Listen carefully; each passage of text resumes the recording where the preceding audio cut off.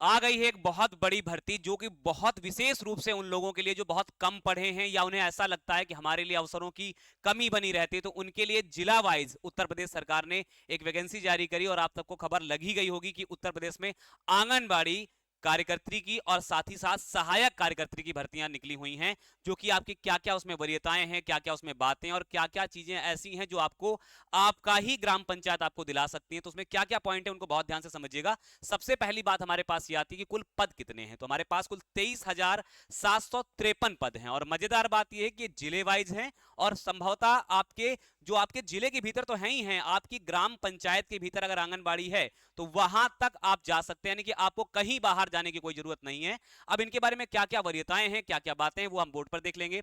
देखो, सबसे पहली बात तो एक मन में ये प्रश्न आ जाएगा हमारे पास कि ये भर्ती कैसी है। तो ये भर्ती, सबसे पहली बात आपको समझना पड़ेगा कि ये भर्ती संविदा भर्ती है, अर्थात ये परमानेंट भर्ती नहीं है। ये संविदा पर भर्ती है, यानी कि सरकार जब तक समयानुसार चाहेगी तब तक आपको रखेगी इसके ऊपर। तो ये संविदा आधार भर्ती है। दूसरी बात, आयु वर्ग, एक बड़ी सवाल आ जाता है कि आयु वर्ग कितना होना चाहिए। तो आयु वर्ग के लिए कहा यह गया है कि 18 से 35 वर्ष तक की आपकी आयु पूरी होनी चाहिए और 1 जनवरी 2024 तक कम से कम आपकी 18 वर्ष तो पूरी हो ही चुकी हो, यानी कि 1 जनवरी इसी साल 2024 में आपका कम से कम पूरे 18 वर्ष पूरे हो गए हों और अधिकतम 35 वर्ष के होने चाहिए। अब कौन कौन से पद हैं जिसके लिए बात करी गई, तो पद यहां पर दो प्रकार के अलग अलग हैं। पहला आंगनबाड़ी सुपरवाइजर का, दूसरा आपका आंगनबाड़ी हेल्पर का।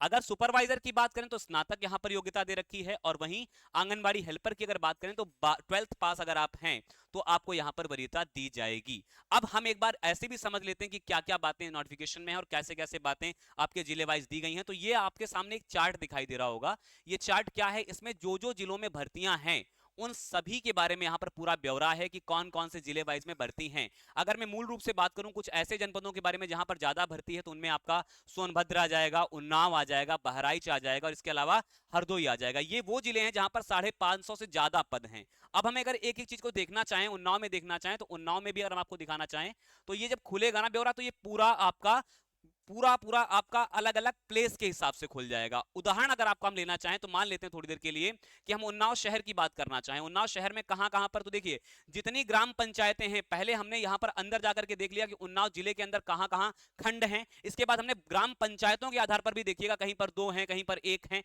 तो आप इस आधार पर भी अपनी भर्ती प्रक्रिया को भर सकते हैं। सबसे सुंदर बात यह है कि आप अपने गांव में रहेंगे और वहीं पर नौकरी करेंगे। इससे अच्छी बात मुझे लगता है क्या ही हो सकती है। दूसरी बात, अगर हम आपसे इसके अलावा बात करने की क्या क्या बातें नोटिफिकेशन में कब जारी करी गई, तो देखिए 21 मार्च 2023 के बारे में बात ब्यौरा दिया गया कि यहीं से आपकी वैकेंसी प्रक्रिया शुरू हो जाएगी। मन में एक सवाल और आएगा कि भर्ती शुरू कब होगी। तो देखो, शुरू होने का इन्होंने समय सीमा यह कह दी है कि ये जिलेवार शुरू की जाएंगी, जिलेवार इन भर्ती प्रक्रिया की शुरुआत हो जाएगी। तो यानी हम ये नहीं कह सकते हैं कि इसकी तारीख निश्चित कब रहेगी, जिलेवार इसकी डेट आएगी और जिलेवार से ही प्रक्रिया आपकी शुरू हो जाएंगी। दूसरी बात, यहां पर देखिए कुछ बातें हैं जो आपको समझ लेनी चाहिए, जो बातें आपकी परीक्षा पैटर्न के लिए या कह सकता हूं आपकी चयन पैटर्न के लिए इंपॉर्टेंट रहेंगी। देखिए सबसे पहले यहां पर एक बात लिखी हुई है, क्या लिखी हुई है, पढ़िए से बात को लेकर के। यहां पर लिखा हुआ है कि जो भर्ती रहेगी ये मानदेय आधारित, संविदा आधारित भर्ती है। तो यहां पर इतनी बात तो क्लियर इन्होंने नोटिफिकेशन में दे रखा है कि ये संविदा आधारित है। दूसरी बात, शैक्षिक योग्यता यहां पर दे रखी है आंगनबाड़ी कार्यकर्त्रियों के लिए और मिनी आंगनबाड़ी कार्यकर्त्रियों के लिए अलग अलग, और साथ ही साथ सहायिकाओं के लिए योग्यता इंटरमीडिएट रखी है। लेकिन वहां मैंने योग्यता स्नातक क्यों लिखी, उस पर हम अभी आ जाएंगे बाद में। आयु सीमा देखिए लिखा हुआ है कि न्यूनतम 18 वर्ष और साथ ही साथ अधिकतम आपकी 35 वर्ष होनी चाहिए। यह भी बात मैंने आपको प्रारंभ में ही बता दी। इसके अतिरिक्त आपके अलग अलग, एक बात यहां पर सबसे जरूरी बात जो आपको समझनी चाहिए, वो समझनी ये चाहिए कि यहां पर आयु 62 वर्ष से अधिक नहीं होनी चाहिए। यानी 62 ईयर से कोई भी व्यक्ति ऐसा नहीं होगा जो इसके अंतर्गत शामिल किया जाएगा। फॉर्म भरने का समय तो 18 से 35 ही है, लेकिन फिर भी यहां पर एक बात कही गई है कि हम अधिकतम 62 वर्ष के आधार पर ही लेंगे। 62 वर्ष आया कहां से वो भी हम आपको समझा देंगे। तो ये आप समझिएगा कि अब सबसे पहले जो प्रायोरिटी दी जाएगी इसमें, जो आपकी सुपरवाइजर है, सुपरवाइजर पोस्ट के लिए जो प्रायोरिटी दी जाएगी वो प्रायोरिटी उन्हीं को दी जाएगी जो पहले से ही 5 वर्षों से आंगनबाड़ी के भीतर सहायिका हैं, अर्थात मतलब वो पहले से ही कार्यरत हैं। उन्हें वरीयता दी जाएगी किस पद के ऊपर, सुपरवाइजर में। वो भी कितने, लगभग 50% पद इन्हीं से ही भरे जाएंगे। किनसे? जो पहले सहायिका रह चुकी हैं न्यूनतम 5 वर्ष तक के लिए, तब उन्हें प्रायोरिटी पहले ज्यादा दी जाएगी इस आधार पर। दूसरी बात, साथ ही साथ यहां यह भी कह रखा है कि जो लोग उसमें पहले से संलग्न हैं वो भी आपके 62 वर्ष होने के बाद उनकी सेवा भी उनको मुक्त कर दिया जाएगा, ये भी एक इंपॉर्टेंट बात रहेगी। आगे अगर बात करें चयन योग्यता के बारे में, तो देखो चयन योग्यता मैंने ये बात आपको पहले ही समझा दी कि रिक्त पदों का 50% जो आंगनबाड़ी कार्यकर्त्री रहेंगी उनमें पहले से ही जो सहायिका हैं उनको पहले वरीयता दी जाएगी 50% पदों के ऊपर। दूसरी बात यहां पर देखो स्पष्ट रूप से लिख रखा है यहां पर कि जो सर्वप्रथम अपेक्षित अहर्ता रखने वाली ग्रामीण क्षेत्रों में उसी ग्राम सभा तथा शहरी क्षेत्रों में उसी वार्ड में स्थित आंगनबाड़ी केंद्र की सहायिका जिसकी न्यूनतम अहर्ता सेवा निर्धारित कट ऑफ डेट को 5 वर्ष की नियमित पूरी हो चुकी हो, उन्हें सुपरवाइजर का पद 50% आरक्षित रहेगा तथा शैक्षिक योग्यता न्यूनतम इंटरमीडिएट उत्तीर्ण कर ली हो, आयु 50 वर्ष से अधिक ना होनी चाहिए उनके लिए जो सुपरवाइजर के लिए आवेदन करेंगे और सहायिका हैं उनके लिए विशेष रूप से। बाकी आपको मैं बता दूं कि परियोजना स्तर पर 50% कोटा पूर्ण ना होने पर जनपद स्तर पर कुल रिक्तियों के सापेक्ष 50% पदों पर चयन किया जाएगा। अब यहां एक जरूरी पॉइंट आप लोग मिस कर रहे हैं, हम लोग मिस क्या कर रहे हैं कि आपको यह पता होना चाहिए कि इसके भीतर किसके द्वारा यह चयन किया जाएगा। ये भी एक बड़ी सवाल है ना कि चयन किसके द्वारा किया जाएगा, ये भी एक मन में सवाल हमारे लिए आ जाएगा। तो देखो चयन करने के लिए जो जिम्मेदारी सौंपी गई है वो चयन की जिम्मेदारी दी गई है किसके लिए, देखिए क्या लिखा हुआ है कि चयन की प्रक्रिया जनपद के जिलाधिकारी द्वारा पूर्णतः संपादित कराई जाएगी, यानी कि ये सारी जो भर्ती प्रक्रिया रहेगी वो जिलाधिकारी के निगरानी में, जिलाधिकारी की देखरेख में करी जाएगी। और उसका अधिकार किसको दिया गया है? बाल विकास सेवा एवं पुष्टाहार उत्तर प्रदेश द्वारा एनआईसी के केंद्रीकृत प्रारूप विकसित कराकर विभागीय वेबसाइट पर आपको अपलोड करवा दिया जाएगा। और साथ ही साथ इसमें जो जुड़े हुए लोग रहेंगे वो जिलाधिकारी महोदय के आधार पर ही प्रक्रिया जोड़ी जाएगी, जो आगे जाकर के बात ये कह पाएगी कौन कितने लोग इसमें शामिल होंगे, कौन कितनी बातें इसमें रहेंगी।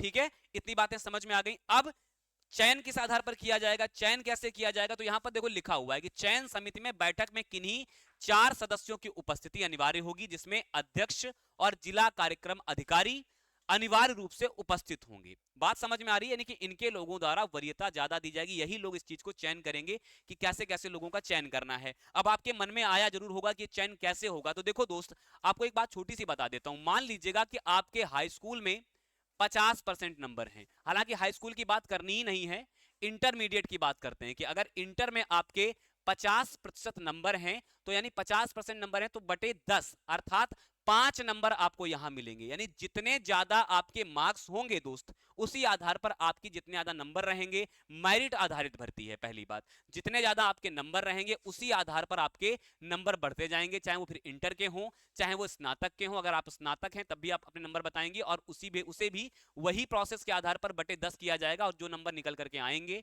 उनको जोड़ करके आपके ब्लॉक स्तर पर आपके सबसे अच्छा, अगर ग्राम स्तर में सबसे अच्छे नंबर हुए तो आप अपने आंगनबाड़ी के अंदर काम कर पाएंगी। तो मुझे उम्मीद है जो डाउट रहे होंगे आपके वो क्लियर हो गए होंगे, कैसे कैसे बातें हैं और किस तरीके से मैंने आपको बताया। आपको दोबारा एक बार बता दूं, जब आप खोलेंगे वेबसाइट पर जाएंगे तो आपको इस प्रकार का डेटा ब्यौरा मिलेगा और जिस भी जिले में आपको फॉर्म मान लो अप्लाई करना है, मैं उन्नाव की बात करूंगा, उन्नाव आंगनबाड़ी भर्ती पे आप क्लिक करेंगे और यहां आपके सामने जो खुल जाएंगे वो खुल जाएंगे आपके ब्लॉक स्तर की सारी चीजें खुल जाएंगी। अब जैसे ही ब्लॉक स्तर की खुलेंगी तो ब्लॉक स्तर पर खुलने के तुरंत बाद आपके सामने इस प्रकार की जो ब्लॉक आप जब चयन करेंगे ना, पूर्वा हो गया, यहाँ ब्लॉक कई सारे हैं आपके, उनका जब चयन करेंगे तो इस प्रकार की ग्राम पंचायतें खुल करके आएंगी और इन ग्राम पंचायतों के आधार पर ही आप प्रॉपर फॉर्म को अप्लाई कर पाएंगे, फॉर्म भर पाएंगे। हालांकि अभी ये पेज वर्किंग इसलिए नहीं है क्योंकि इसके लिए अभी वेबसाइट रन होना शुरू नहीं हुई है, क्योंकि बात ये है कि अभी आपके लिए जानकारी जिलाधिकारी वो अलग अलग डेटा जारी करेंगे, अलग अलग डेट जारी करेंगे और उसी के बाद आप अपना फॉर्म भर पाएंगे।